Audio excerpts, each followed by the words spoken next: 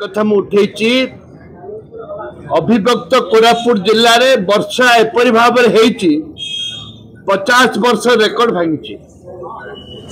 बाचकुंड जलप्रपात जोटा कि जेनेरेटर होची इलेक्ट्रिक बाहर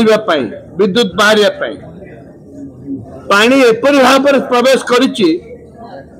जोटा कि संपूर्ण भाव में से मेसीन ठप हो जाइछि नंबर 1 एवं मो जयपुर निर्वाचन में मुझे कंगा ठू आरंभ करी विभिन्न पंचायत रे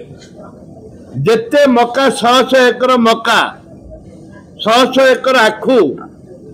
जलप्रपात जल भर्ती 6 फुट 7 फुट लेखे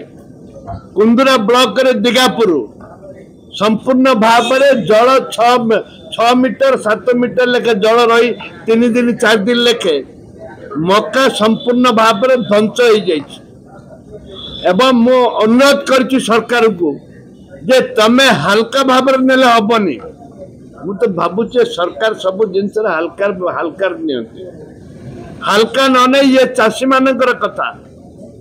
ओडिशा रे जदि मका कोट उत्पादन हुए आखु उत्पादन हुए से अभिव्यक्त कोरापुट जिले में उत्पादन हुए